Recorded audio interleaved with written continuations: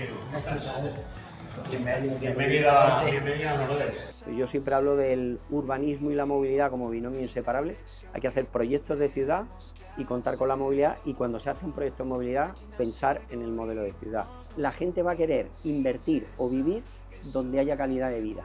Los aeropuertos están pensados para la facilidad de operación, no para la calidad del servicio. Pocos sitios hay más crueles para mí que un aeropuerto. Si tú y yo en nuestro trabajo le hiciéramos a nuestros clientes todo lo que te hacen en un aeropuerto, yo los perdería, vamos.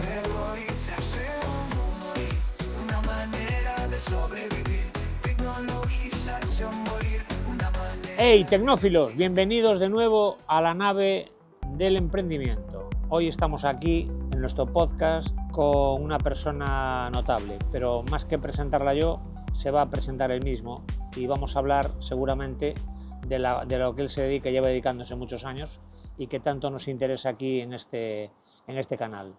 Así que, buenas, bienvenido.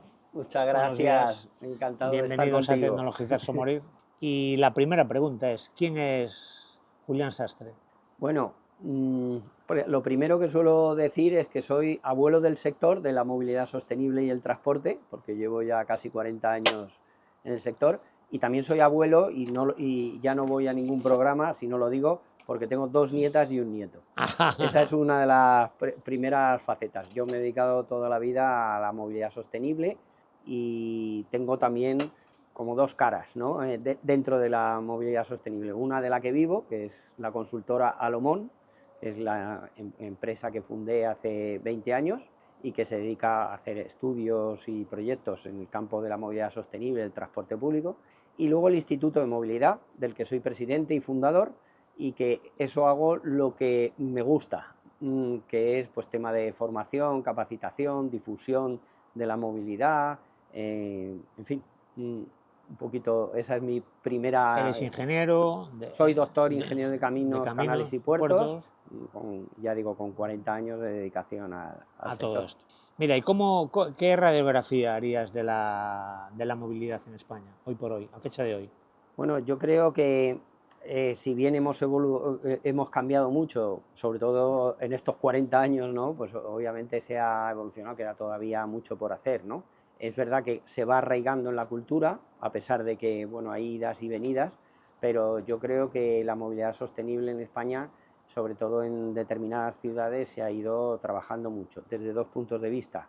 Uno, la parte de movilidad activa, la caminabilidad. Las ciudades, afortunadamente, españolas se puede caminar en general, y otra, el transporte público, que eso es mejor en unas ciudades que en otras y hay mucha diferencia. ¿Y hay planificación o vamos parcheando las cositas? Bueno, hay mucha variedad, ¿no? Desgraciadamente, ¿no? Y además, a mí una cosa que me preocupa es que, fíjate que hay fondos europeos, ¿no? Y que se habla de las zonas de bajas emisiones, y como todo es tan acelerado y sin esa planificación que a lo mejor se están haciendo proyectos que son más para cubrir los expedientes y conseguir inversiones que pensados como un proyecto de ciudad. Yo siempre hablo del urbanismo y la movilidad como binomio inseparable. Hay que hacer proyectos de ciudad y contar con la movilidad, y cuando se hace un proyecto de movilidad, pensar en el modelo de ciudad. Y eso creo que no en todos los sitios se está consiguiendo. Y hablando de caminar por las ciudades, y que hablaste antes, los alcaldes y en muchos programas llevan el tema de la peatonalización de las ciudades. ¿Se peatonaliza más o menos? ¿Cómo lo ves hoy en España? Bueno, o sea, yo creo que a mí la palabra peatonalizar como que parece peligrosa, porque parece que es cerrar las calles, ¿no? Sí, bueno, lo primero que te sale a la cabeza. Sí, no, pero yo por eso me gusta hablar de caminabilidad, o sea, de que la ciudad sea caminable. Y no quiere decir que se cierre, pero que, por ejemplo, que puedas caminar tranquilamente, sea accesibilidad inclusiva, que seguridad, que el ancho de las aceras pues cumpla la norma que existe en España, que es 1,8 libre. El itinerario peatonal accesible tiene que tener como poco 1,8 metros libre, ¿no? Y no con una farola en el medio. Claro, libre, para que la gente con dificultades de movilidad... Pero es que fíjate, lo somos todos. O sea, en España hay aproximadamente un 10% de personas con discapacidad. Hay casi un 20% ya de personas mayores de 65 años. Y luego lesionados temporales, embarazadas, etcétera. Es decir, hay un 40% de población que tiene problemas de movilidad reducida, pero todos pasamos por una de esas etapas. Entonces, hay que diseñar las ciudades para ese 100%. Ya.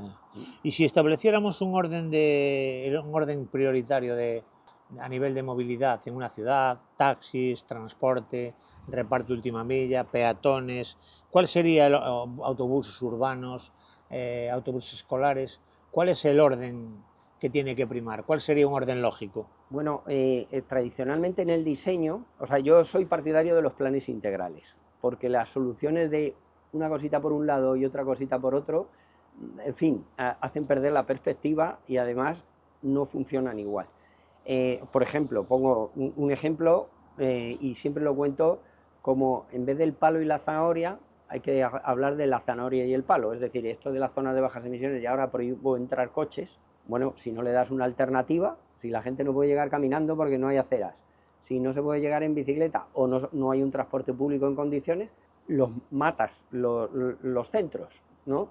Entonces, lo que hay que hacer es la zanahoria y a la vez el palo o el palo después, pero no hasta que hay una solución. Entonces, respondiendo a tu pregunta, ha habido un cambio de cultura. Antiguamente, en la pirámide de diseño ponía el coche arriba y luego todo lo demás abajo. Y eso. Ahora se habla de la pirámide invertida. Entonces, piensas en todos tenemos que caminar, aunque sea para llegar al coche.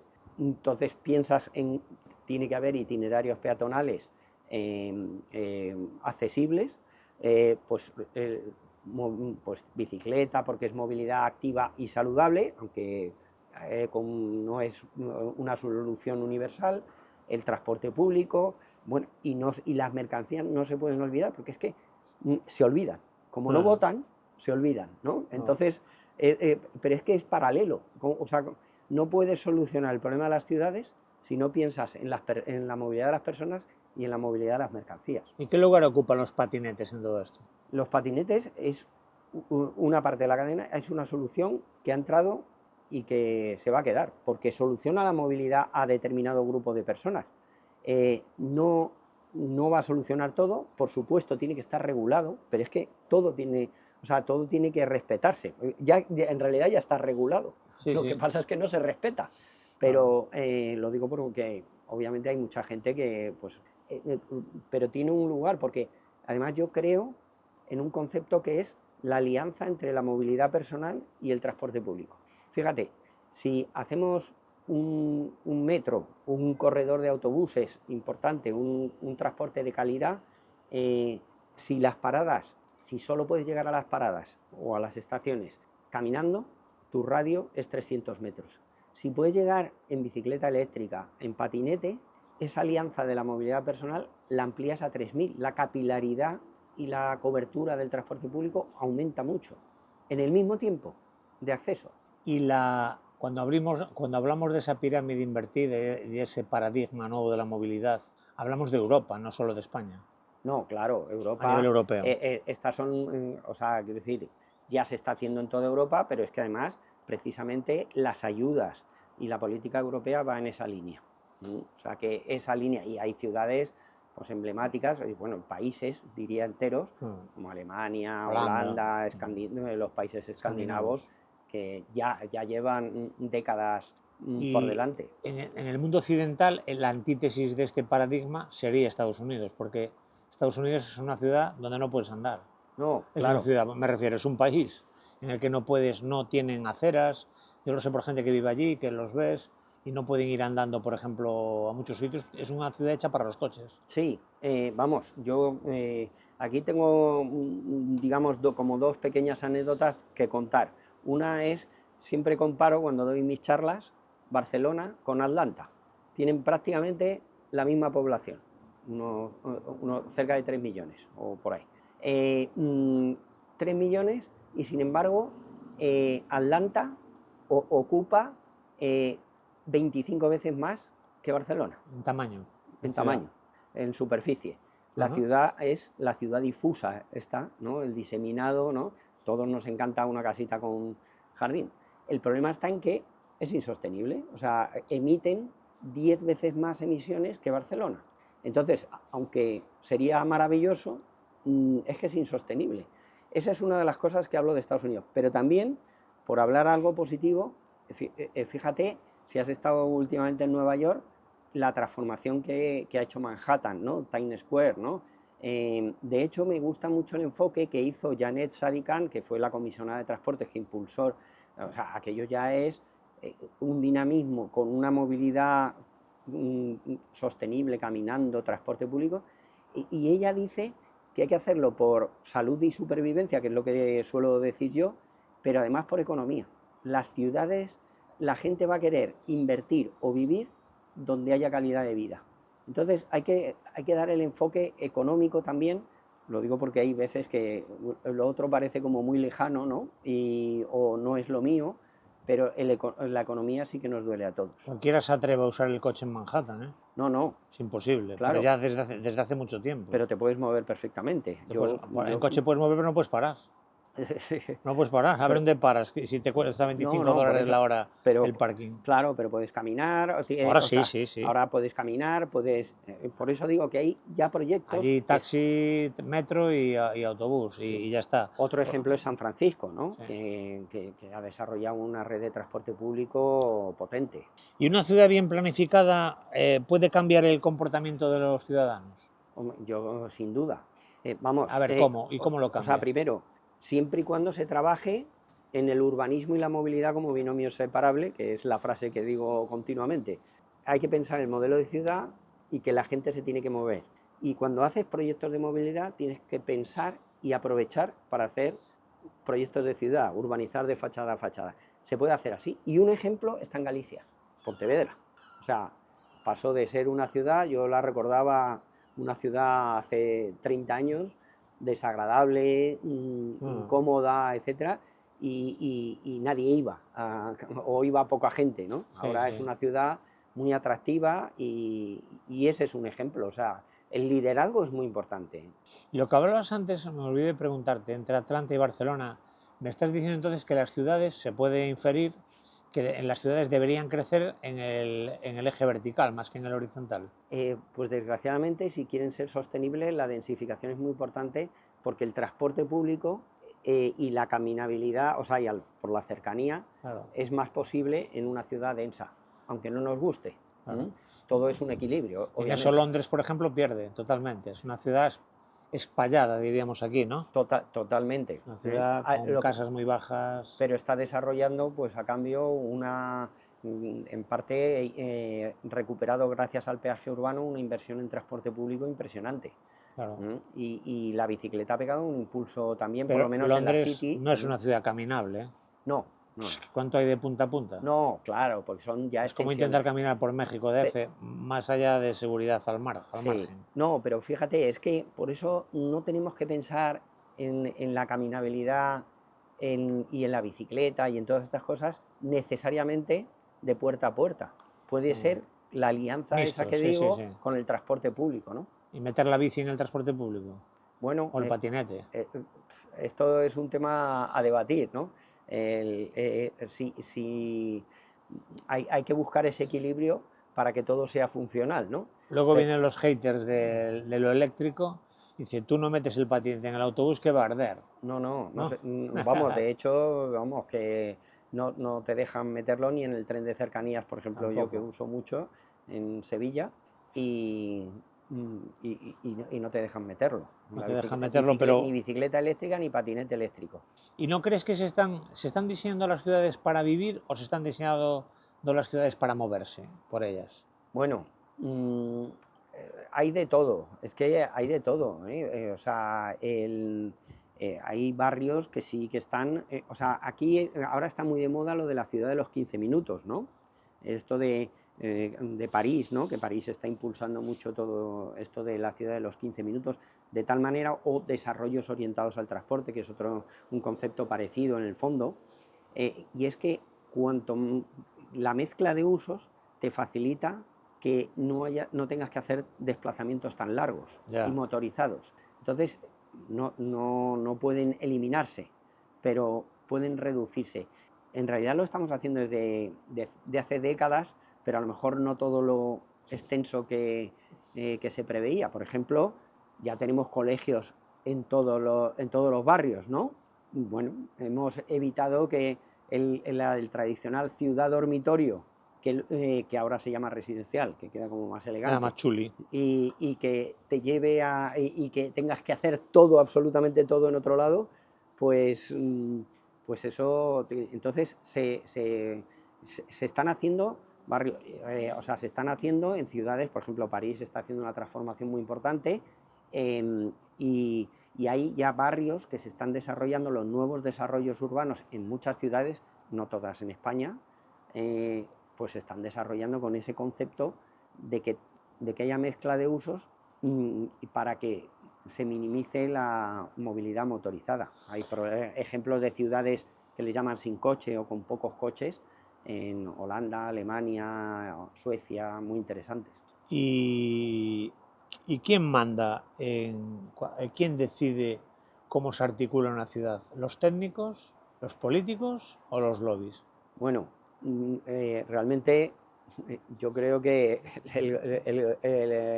tenemos que escuchar a todos, pero la responsabilidad de los proyectos es de los políticos y de los técnicos, ¿no? Pero los políticos, ¿qué decisiones toman? Claro, ¿Atendiendo a los técnicos o a los lobbies? Bueno, claro, ese es el problema. Y es el problema. Y además vuelvo casi a lo del liderazgo, ¿no?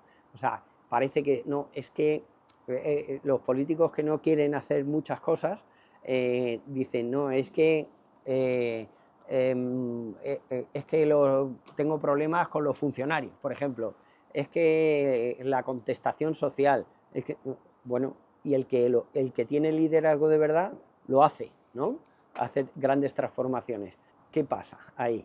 Que falta ese liderazgo y esas ganas de hacerlo. Y las ciudades que lo hacen triunfan. Vamos, París la alcaldesa Ana Hidalgo es un ejemplo también de cómo ha decidido y está haciendo esa transformación con un apoyo técnico muy potente. Está Carlos Moreno detrás y un gran departamento. Obviamente, tiene que ser una acción conjunta.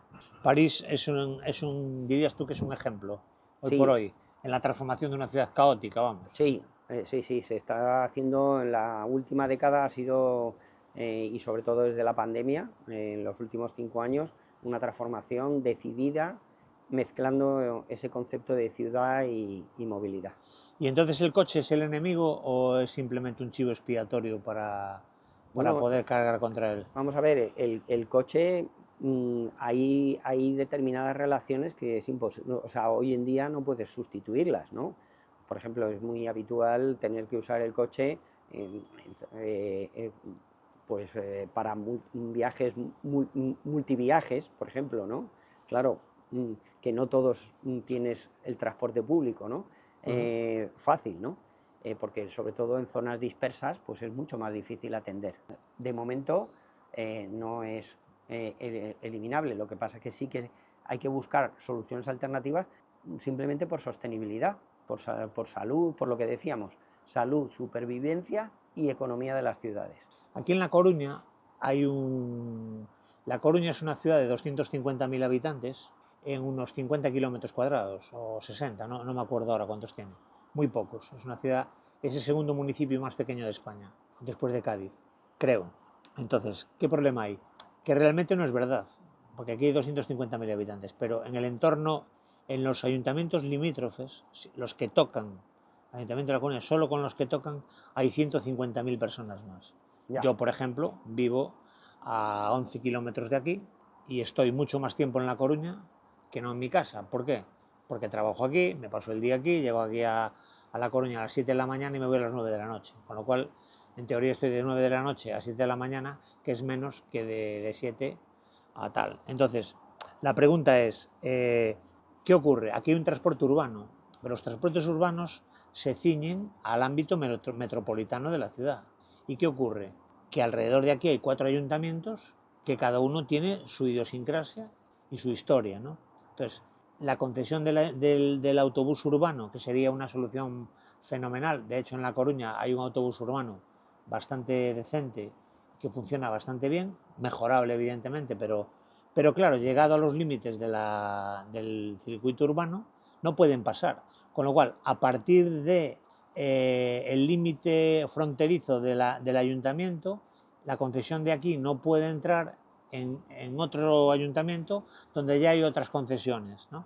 Entonces las personas tienen que hacer transbordos, cambios, etcétera, ¿no? Aunque sí es verdad que si tú quieres ir a ese ayuntamiento, tú puedes coger un autobús en la estación de autobuses o en otra zona en el centro y puedes ir. Es decir, ¿cómo podríamos resolver que ayuntamientos, que seguramente que no es un problema solo de La Coruña, como este, que tiene su concesión municipal y ayuntamientos limítrofes, hacer un área metropolitana mucho más grande y que esa concesión sea para todos y que haya una única concesión y que no marear al ciudadano para que se pueda transportar a sitios que están más lejos? Bueno, yo creo que casi lo has dicho tú mismo. O sea, estas ciudades con este tamaño ya no son la ciudad en sí mismo, son áreas metropolitanas. Área metropolitana. Y no se puede planificar ni operar ni nada, no debería sin una concepción metropolitana.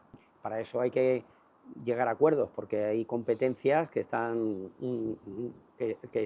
hechas de una determinada manera, ¿no? Entonces hay que generar esas competencias, o sea, esos autoridades del transporte metropolitano o áreas metropolitanas en general, porque hay muchos otros servicios que podrían gestionarse en común, ¿no? Y hay que trabajar en ese sentido.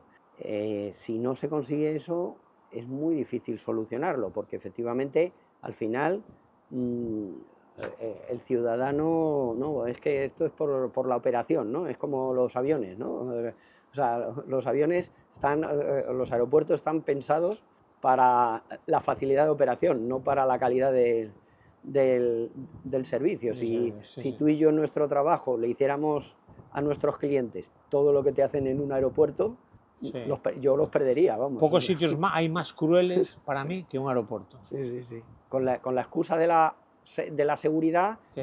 Pero en realidad es por la operación. Por la operación. Pues te hacen cruel, sitios incómodos, con grandes problemas. Bueno, aparte no hablemos de los precios, de tomarte de un café, de comer, crueldad total, unos precios desorbitados, maltrato.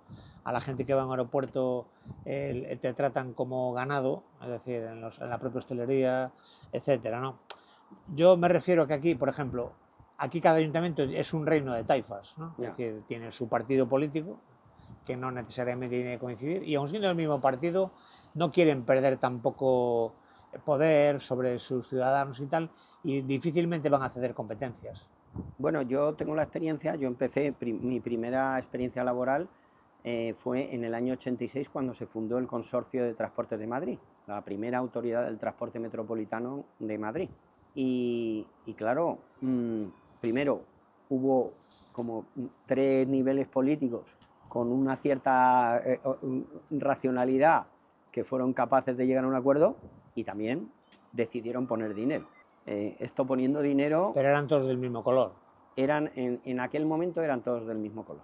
Hay una norma, hay alguien superior en los directivos políticos del partido que le dirá, hay que ponerse de acuerdo. Ya, pero hubo una época en Madrid que eran del mismo y no se ponían de acuerdo. Andaban a hostias. Sí, pero literalmente, vamos, creo que no hace falta mencionarlo porque todo el mundo lo ha Bueno, ¿y visto. qué tendría que pasar para que el transporte público deje de ser la última opción y sea la primera? Porque eso es una cuestión de concienciación, ¿no? No, es una pregunta muy buena, y no es solo de concienciación.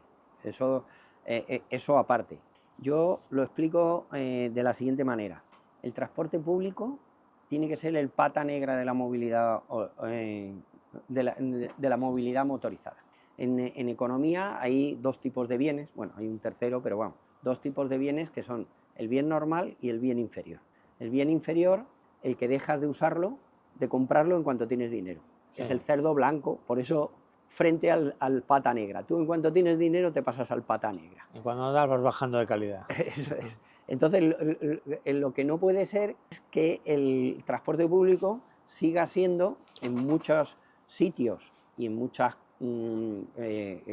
relaciones de movilidad, siga siendo el cerdo blanco de la movilidad. Es decir, en cuanto puedes, lo dejas. Está bien la comparación, ¿eh? Es bastante gráfica, ¿no? Sí. Entonces, hay que convertirlo en el pata negra. Y tiene que ser, entonces, mejor y más rápido que ir en coche. Uh-huh. Y barato. Y buen precio. Ahora, si quieres ese tema, porque lo he analizado muy en profundidad y podemos hablar de eso. Pero sobre todo, que tenga calidad. O sea, es decir, si tú tienes corredores reservados para el transporte público y la gente ve que tú vas en el autobús que va más rápido, pues entonces, o sea, no dudamos en hacerlo para el metro, el tranvía. ¿Por qué no lo vamos a hacer para el autobús? Sí. ¿No? Pues deja ese carril, la gente irá. Entonces, en ese caso, yo creo que se le puede ganar la batalla. Obviamente, el coche tiene una serie de ventajas, pero... Y luego, si quieres, luego hablamos del tema de lo de barato. Que tenga un precio, vamos a ver. Pero la calidad es muy importante, ¿eh? La calidad sí, pero al final, si a la persona le renta, es decir, tú tienes un nivel de ingresos, joder, y tienes que ir a trabajar.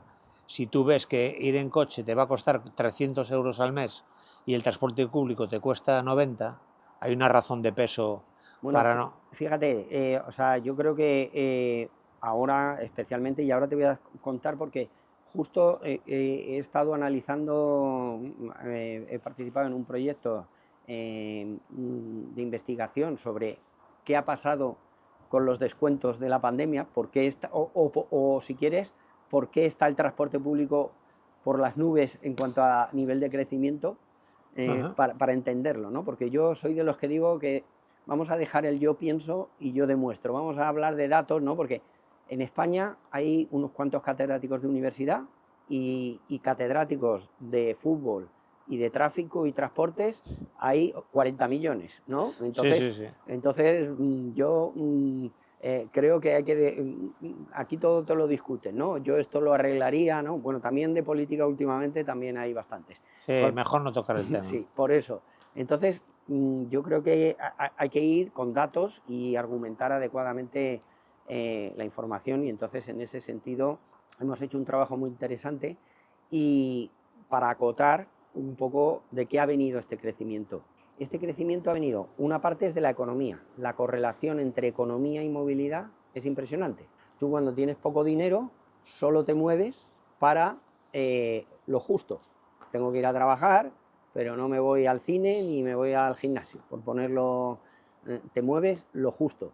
Y si encima hay crisis económica, pues tampoco te mueves ni al trabajo, ¿no? Claro. Entonces hay una correlación muy grande. Bueno, no digamos con las mercancías, la correlación es todavía más exponencial, ¿no? Una parte ha venido del crecimiento de la economía. No sé lo que durará la situación económica, pero bueno, ahora está creciendo la economía. Otra ha venido, y ahora el efecto de los descuentos. El efecto de los descuentos ha tenido como dos partes. Uno, que es los que ya viajaban en transporte público, que ahora viajan más. Porque como es más barato, por ejemplo, yo lo escenifico siempre, como yo vivo en Sevilla, los estudiantes de Cádiz que viven en Sevilla, que estudian en Sevilla, antes iban a ver a su madre una vez al mes. Y ahora van todas las semanas a por el tupper, y si les entra morriña, los miércoles también, ¿no? También hay morriña en Sevilla. Sí. Yo creí que era solo en Galicia. No es tan buena como la gallega, pero... En Sevilla también hay morriña. y luego la otra parte ha sido algo de captación del vehículo privado, porque de todas formas yo creo que la gente no hace bien las cuentas. Yo tenía coche también hace 30 años y luego me puse a hacer cuentas y dije... No salía cuenta. Por precio no, o sea, otra cosa es que uses el coche por otra cosa, pero ya era mucho más barato el transporte público que de siempre. Lo que pasa es que la gente en el coche solo cuenta el gasto de gasolina. Depende de dónde vivas. Obviamente... Si vives en el campo, olvídate. No, si vives en el campo es que no tienes opción de transporte público. No es que sea más barato o más caro, es que no tienes la opción adecuada, digo. Pero de todas formas es curioso la percepción, ¿no? La gente cuando te dice, ¿y cuánto te ha costado el viaje en coche? solo cuenta la La gasolina. gasolina, sí. Como si no tuvieras que... La amortización del La amortización. vehículo, las ruedas, Yo me las hice la cuenta, por revisiones. ejemplo, yo no viajaba tampoco mucho y dije, por 1.000 euros de seguro a todo riesgo, anda que no me da para taxis Sí. y coches de El alquiler. seguro, por ejemplo, sí. Por poner un ejemplo, Mira, hazme un ranking dentro de tu espectro de conocimiento de las ciudades, ponme las 5 top en movilidad, las 5 top y las 5 peores, o lo que es en criterio de movilidad, es decir, en eficiencia, en las que tú ves top. ¿Cuál sería la más eficiente? Bueno, yo no sé si prefiero decir las 5, las 5 No te mojas, venga, hombre, vamos a no sé. mojarnos, pero luego te lo pediré otra vez. Además depende un poco también de la forma cultural, ¿no? O sea, yo creo que por ejemplo, Ámsterdam me parece... No, España, España. Ah, de España. Claro, el mundo bueno, en vale, España, vale. España. Ahí conoces tú. Es decir, Eso ¿cuál sería la ciudad top en España a nivel, la que va por el mejor camino, la que está mejor? Bueno, yo para mí, dentro de que habría muchas cosas que mejorar, Claro. de las grandes, yo diría que Barcelona o Valencia, ¿no? Serían las que van más por delante. Más por delante en los conceptos de movilidad Sí. sostenible. En transporte público tradicionalmente ha sido Madrid, ¿no?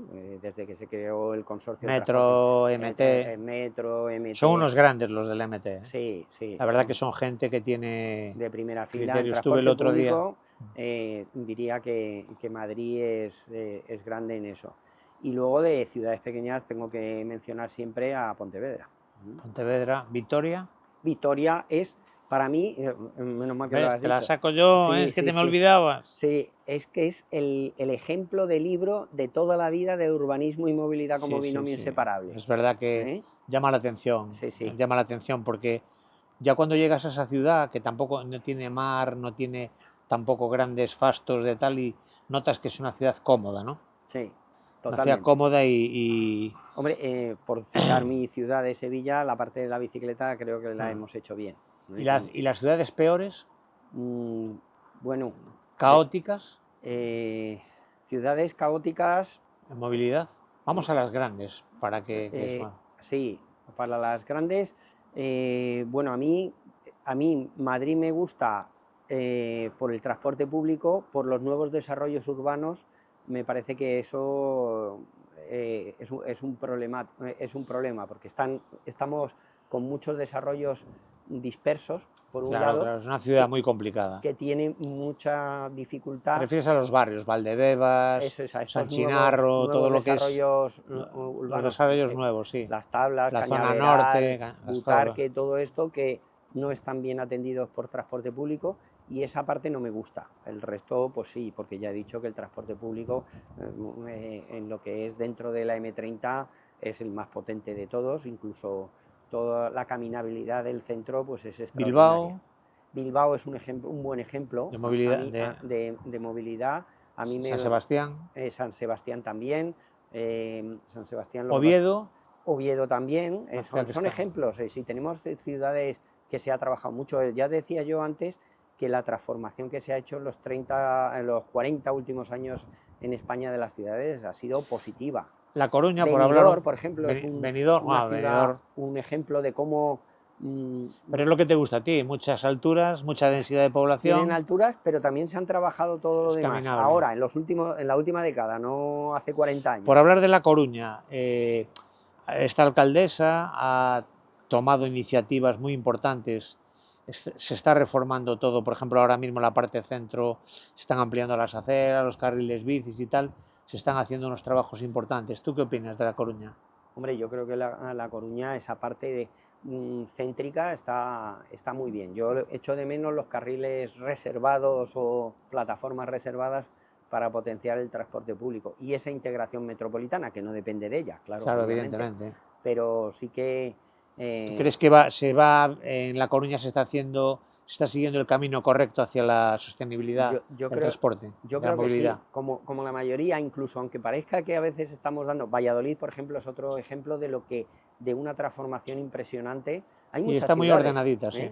Sí, bueno, a ver, yo no tengo Yo voy de vez en cuando me toca, y yo pulso, yo además, no sé si lo sabes, yo voy en moto, si puedo, no viajo en otra cosa, y me voy a Madrid en moto y vuelvo, incluso a veces el mismo día y tal, ¿no? Entonces, en moto la ciudad se vive mucho más, Ya, porque la percibes el olor, hasta los olores, ¿no?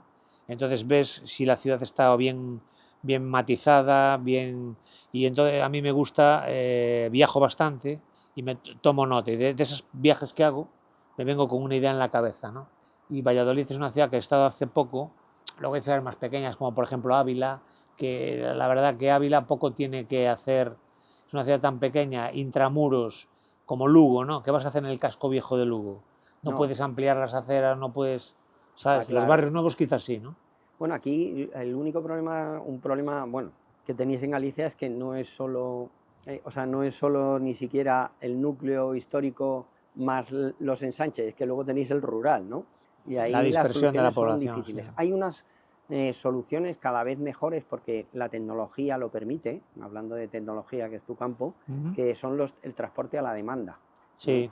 Estas aplicaciones hacen que no tengas que llevar un autobús enorme para Sí. recoger un pasajero eh, que a lo mejor no ni aparece, sino que puedas adaptar, porque si la demanda ha cambiado, la oferta también tiene que ser distinta. Hay que equilibrar esa oferta Aquí y demanda. había, estuve en ese proyecto además, que lo realicé yo, o sea, había transporte adaptado a demanda. Eso Entonces, es, ese es el con concepto. 48 horas de adelanto, la gente hacía su planificación, no un transporte como Uber, no, quiero ahora aquí, no, sino con 24, 48 horas decía, pues el día tal voy a ir de tal a tal. Entonces había un algoritmo que hacía las rutas y tal, no eran siempre las mismas rutas, podían variar y tal, estaba muy bien, pero aquí no se ha conseguido. Ya. Ahora yo creo que también la tecnología ha ido evolucionando, imagino, y esto tú eres más experto, que ahora hay muchas más posibilidades para que no tengan que ser 48 horas. Es que 48 horas, En el rural no te creas, el tiempo corre de otra manera, ¿eh? ya, puede No hay ser. tanta inmediatez. Puedes por hacer una planificación de 24 horas antes y decir, bueno, pues mañana esta hora, a las 4, quiero ir a tal sitio. Entonces tú te metes en el sistema, debería haber una solución desde un smartphone que tú pudieras poner ese Eh, viaje Esa clave es fundamental, y de que tal. sea desde un Pero no smartphone, hay ¿no? voluntad política. Por ejemplo, yo que ya he montado el servicio, o algunos otros compañeros que se dedican a la tecnología, movilidad, a la telemática, etcétera, no han demandado nunca más, nadie ha hablado de eso en Galicia, ¿no? Y sería una buena idea. Pues para Galicia He especialmente, tenido ¿eh? algún alcalde de rural, estoy pensando en mi amigo Chemi, del ayuntamiento de ¿cómo se llama? Joder, bueno, la zona de Orense, entre Lugo y Orense, ¿no? Que Sansón de Río, que sí que hemos hablado de eso, pero no hay voluntad política, ¿eh? Bueno, yo proyectos en Galicia sí conozco unos cuantos, pero que se implanten es verdad No se que han llevado a cabo. eso es. Pues, AMES, por ejemplo, pidió además ayudas europeas, pero Ames ya no es tan rural, ya ¿eh? no es tan rural, Está pegado a pero tiene una Santiago. componente Sí, de típica de aquí, expresión, ¿no? Es que sí. todos tenéis como un... Pero claro, yo te hablo ahora de Sansón de Río, te hablo de ayuntamientos de la zona de Monforte, de la zona de la Ribeira Sacra. Allí Ya, hay, en la Ribeira Sacra, por ejemplo, la Asociación de Empresas de la Ribeira Sacra se compone de 27 o 28 ayuntamientos. Es decir, y un plan para ellos. Es decir, queremos que la gente, que la España no se vacíe, que la Galicia no se vacíe, pero tampoco hacemos nada para que esa gente pueda tener un sistema de transporte más allá de su coche claro, pues eso es un problema. o de las líneas convencionales, las líneas de toda la vida, ¿no? Pasa por aquí, tengo que ir allí, luego, pero para ir allí alguien me tiene que llevar en coche, ¿no? Siempre vas a tener que andar un poco más que en ciudad, pero tu autobús no pretendes que te deje en la puerta de tu casa, vas a tener que caminar, pues a lo mejor 200, 300 metros o 150, cuanto más cerca te deje, mejor, ¿no? Una cosa importante, ¿qué lugar ocupa en tu cabeza como experto en movilidad y experto en movilidad sostenible la movilidad eléctrica en general? En el contexto de los vehículos particulares, en el contexto vamos a dejar los patinetes y las bicis eléctricas aparte, y en el contexto de la última milla, ¿eh? Y en el contexto de los transportes colectivos, el autobús en este caso, porque ya sabemos que donde haya metro ligero o tal, pues maravilloso, pero aquí, por ejemplo, no lo hay. ¿Qué lugar ocupa la movilidad eléctrica en todo esto? Bueno, a mí me has dicho que me olvide de justo de lo que creo que también es importante. O sea, Es que lo es. hay que hablar de movilidad eléctrica, como tú mismo has dicho, o de electromovilidad, etcétera. Pero, y no que parece que focalizamos en muchos de las ciudades, de los proyectos, se focaliza en el coche eléctrico, ¿no? El coche eléctrico, bueno, es una ayuda a las emisiones dentro de las ciudades, pero no vamos a solucionar el problema de la movilidad si sustituimos un coche convencional por un coche eléctrico, porque en la congestión va a seguir, en la ocupación del espacio público va a seguir. Ahora, es mejor un coche eléctrico que... Hombre, desde el punto de vista de la salud pública, de salud pública, desde el punto de vista de no llevar una cosa echando humo por toda la ciudad. Yo el otro día iba detrás de un autobús. Sí. Y yo ya siempre me quedo lejos de los autobuses, pero no me di cuenta y me iba en la moto. Dije yo, joder, qué maravilla, este autobús no hace ruido. No estaba yo pensando en mi vida, era un autobús eléctrico. Y cuando lo adelanté, dije yo, joder, qué maravilla. Ese tema del ruido, cuando hablamos de los impactos ambientales... El ruido es fundamental. El ruido es fundamental. Es una locura, ¿eh? Sí, sí. El ruido es una locura. Es de lo peor, volviendo al aeropuerto, es de lo peor de un aeropuerto, el ruido. Sí, sí. Hay umbrales de 70 dB en un aeropuerto, 70 dB, que no tiene sentido eso. No. En la ciudad hay ese... Mira, ahora mismo estamos escuchando motores. Sí, sí. Imagínate que estamos en un sitio aquí. Sí, eso que estamos aparte, ¿no? Sí, sí, pero como estés ahí abajo... Al lado de una carretera con un poco de tránsito, porque si los coches van despacito como aquí, que es zona 30, pues vale, pero en cuanto les dejes dar gas... Sí. Por eso, la electromovilidad ayuda también en el ruido, no es solo en la contaminación. Entonces, creo que es importantísimo. Lo que no me gusta es que se focalice a que la solución de las ciudades, los proyectos son de coche eléctrico. Porque si no el debate como que se queda en ese trocito, ¿no? Ahí, eso, yo creo que hay que mirar... ¿Y qué ciudad del mundo copiarías? Es decir, a nivel de, hablamos antes, Países Bajos, tal, ¿qué ciudad dices tú? Joder, el objetivo sería este. Bueno, para una ciudad mediana, mediana grande. Bueno, Ámsterdam es grande, quizás, ¿no? Pero luego están ciudades como Malmö, ¿no? El entorno de todo eso, pues son ciudades que da gusto, ¿no? O sea, cómo tratan el mismo Oslo, ha hecho un plan, el de los 5 dedos, ¿no? O sea, pensando en cómo quiero la ciudad y qué transporte pongo para los grandes corredores. Pero hay mucha pasta ahí. Efectivamente. Ahí por Bola del Rey. Eso es verdad. El dinero es importante. El dinero es muy importante, sí. Pero bueno, es una cuestión de prioridades el dinero, ¿no? O sea, dice, a lo mejor hay que gastárselo menos en otras cosas, no sé. Se me ocurren unas cuantas. Servicio público, ¿no? Se me ocurren unas cuantas. Sí. Bueno, de África no hablamos, porque ahí eso es una debacle, ¿no? Me imagino. Sí. Ahora mismo África no te diría un referente, es verdad que, yo he trabajado más en América Latina. Sí. ¿Sudamérica? Bueno, y en Asia sí que hay sitios donde... Sí, Hong Kong, Singapur... por ejemplo, Hong Kong... la propia China, ¿eh? Sí. China está haciendo... Claro, es que son ciudades invivibles. Sí, y entonces sí que están focalizando mucho en... Hay mucha... O sea, la gente camina, va en transporte público, va... Pero Sudamérica...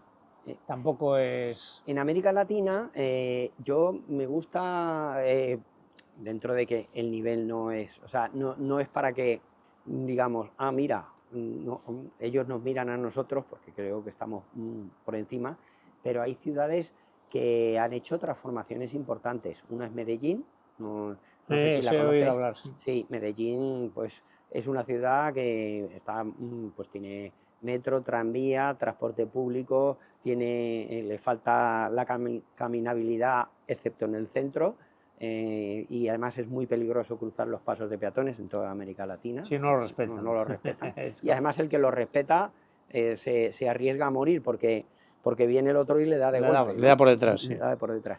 Pero se puede conseguir, es una cuestión de tolerancia cero, es como lo del alcohol, ¿no? O sea, cuando aplicas la ley, La gente eh, deja de beber.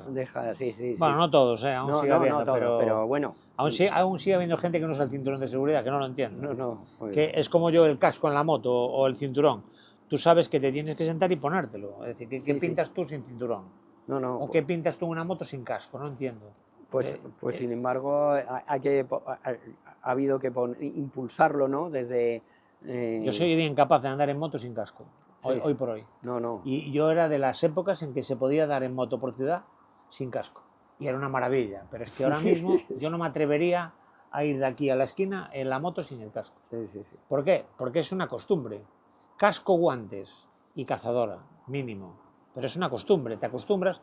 ¿Y qué prima? La seguridad, ¿no? Sí, Bueno, hay mucha más concienciación. ¿qué lugar ocupa la tecnología? Es decir, hablamos de la inteligencia artificial, del Big Data, de todos los sistemas en la movilidad sostenible. ¿Dónde crees que es útil? Vamos a ver, a mí la tecnología me parece fundamental como herramienta para cumplir los objetivos. O sea, quiero decir, la tecnología lo que no debe ser es un fin en sí mismo. No, o sea, es la herramienta para conseguir muchas de las cosas de las que hablamos. Ejemplo, para mí, es las aplicaciones móviles, ¿no? O sea, las apps. Sí, todo lo que al final puedas llevar en la palma de la mano es la clave. ¿Y qué me parecen prioritarios desde el punto de vista de la movilidad sostenible? Pues me parecen muy importante todo lo que es información. La información, al final, por ejemplo, las personas, el tiempo de espera de un transporte público lo percibimos como el doble, según los estudios, el doble del tiempo real. Entonces, si te quitan la incertidumbre, yo, por ejemplo, en Sevilla, estoy en mi casa, tengo la suerte de que tengo varias paradas de autobús al lado. Y ya estás mirando cuándo va a pasar el próximo bus. Yo digo, mira, va a pasar el autobús para el aeropuerto. Es que solo espero 2 minutos, ¿no? Entonces, eso me está dando mucho valor, la información. ¿Y la gente lo utiliza? La gente lo utiliza. Sí. Donde funciona, lo utiliza. Entonces, totalmente recomendable. Otro es los sistemas de pago. Esto, nosotros en Andalucía, pongo los casos de Andalucía porque los conozco además bien y los uso mucho, tenemos una tarjeta única del Consorcio de Transportes que me vale ya no solo para el área metropolitana de Sevilla, sino para todas las 9 áreas metropolitanas de Andalucía. Salir con una sola tarjeta y poderte montar en todos los transportes públicos de Sevilla y del resto de áreas metropolitanas de Andalucía es un lujazo, ¿no? Ahí es donde la tecnología yo creo que hace muchísimas cosas. Hombre, a nivel de información, y eso te da un plus potentísimo. Y luego poder, a nivel de seguridad también, porque tú, hoy por hoy hay apps que para caminar por una ciudad, una persona a lo mejor que está en situación vulnerable, o una mujer que tiene que andar de noche o tal, tener una situación que la traquea, que puede hacer el tracking de la persona, cuando llega, cuando tal. A mí me parece que la tecnología aporta mucha seguridad, poder hacer el tracking de tus hijos que salieron a un tema nocturno, que vienen en el Uber para casa, mandarle un Uber o mandarle tal un Cabify o lo que sea, ¿no? Mira, este es el libro de mi amigo Julián, Tiempo va a cambiar, que me lo ha dedicado, lo cual le agradezco. Yo también le voy a dedicar el mío. Cuéntanos así rápido, que además Julián viene con prisa, pues es un tío muy ocupado y oye, tenemos el tiempo que tenemos, ¿no? El tiempo va a cambiar. Cuéntanos, ¿de qué habla este libro? Bueno, pues vamos a ver. Háblanos de tu libro. O sea, sí, voy a hablar de mi libro. Como Paco Umbral. Pero voy a contar un poquito de historia de cómo empecé a escribir libros de relatos, ¿no? Yo he escrito, como me dice mi mujer, déjate de prestigio y a ver si ganas dinero. Y digo, bueno, poquito a poco. He escrito muchísimos manuales técnicos, me gusta escribir artículos, y siempre eran técnicos. Y luego llegó la pandemia y siempre escribía algunas cositas sueltas, más de literatura, ¿no? Pero por gusto, ¿no? Y llegó la pandemia y mis hijas... Entró la vena literaria. Y mis hijas pensaron que me iba a morir, un tipo tan activo que sale, corre, se va a no sé cuántos países, ha trabajado en no sé cuántos países del mundo, dijo, se me va a morir, vamos a darle entretenimiento. Y entonces me regalaron un curso de aprendizaje de escritura, Ah, de relatos. Y magnífico, por cierto, en Casa Tomada, ya voy a hacer propaganda allí en Sevilla, pero es online, ¿eh? O sea, y entonces me puse y me quedé enganchado. Y ya todas las semanas tenía que escribir con diferentes técnicas, relatos, ¿no? Y de diferentes Ya me temas. darás el contacto Sí. del curso este. Sí, sí, claro que sí, encantado. Y empecé así. Y luego, pues así seguí durante unos años y un día, como soy muy atrevido, dije, pues voy a publicarlos. Y publiqué uno que se llama Tienes que volver y ahora el tiempo va a cambiar. Y muchos se inspiran en viajes que hago por el mundo. Ah. Y el tiempo va a cambiar es una frase que se dice mucho en República Dominicana, porque efectivamente estás aquí tan tranquilo con un solecito y de repente empieza a llover y luego deja de llover, entonces ellos dicen el tiempo va a cambiar y siempre aciertan, ¿no? Y en estos tiempos lo del tiempo va a cambiar, como está cambiando. ¿Qué lo llevas al contexto de la situación? Bueno, no, cuento una historia, pero digo que el título es atractivo porque, pero cuento una historia que se desarrolla, uno de los relatos, en República Dominicana, como consecuencia de cosas que me pasaron por allí, que las he convertido, que no es verdad nada, que las he convertido en relato, pero otros son del Salvador, otros de varios en España, por supuesto, en diferentes sitios. La feudo del gran Nayib Bukele. Sí, sí, sí. Está transformando. Transformado, sí. Le ha dado seguridad a la gente. Sí, supongo que es discutible cómo lo ha hecho, pero el cambio ha sido, y se está notando en la economía. Para mí no es discutible para nada. Para mí es una persona que ha llevado paz donde solo había caos. Sí, y muerte. Vamos, que es un país que... Ahora a mí me muero de risa cuando veo a todos estos prebostes europeos desde su sofá hablando de derechos humanos, y de los derechos humanos de los presos, y al que han cogido y que no era, y no sé qué.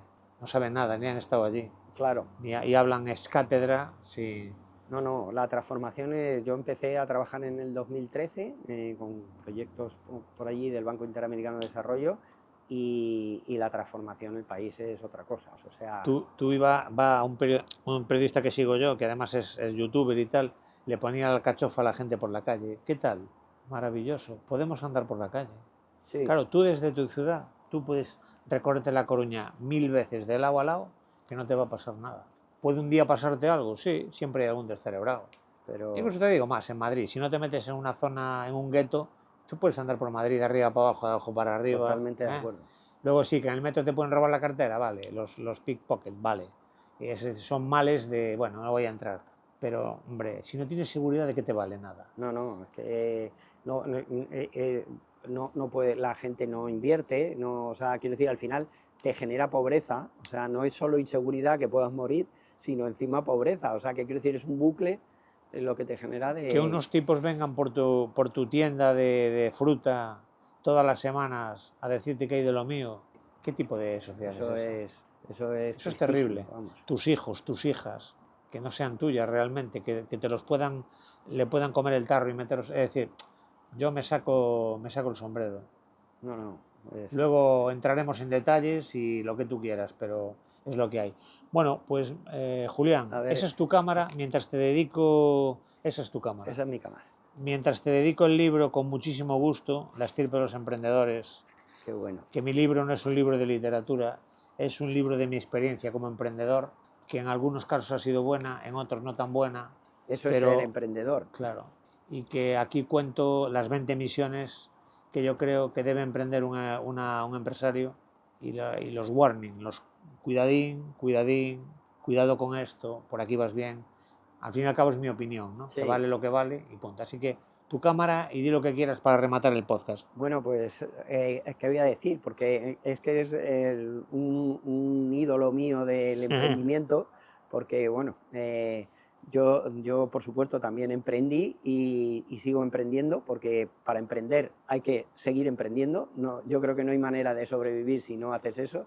Y José Antonio, te agradezco muchísimo el libro, porque vamos, que yo te sigo en todas las redes. Y desde luego ha sido un maestro y bueno, me encanta que me... La admiración, sabes que es mutua, yo también te sigo, tú eres un técnico, es decir, al cual pues yo aquí me gusta tener gente que tiene autoritas con C intercalada, es decir, del latín, y me gusta hablar con personas que tienen experiencia y capacidad y que tienen y deben compartir su conocimiento.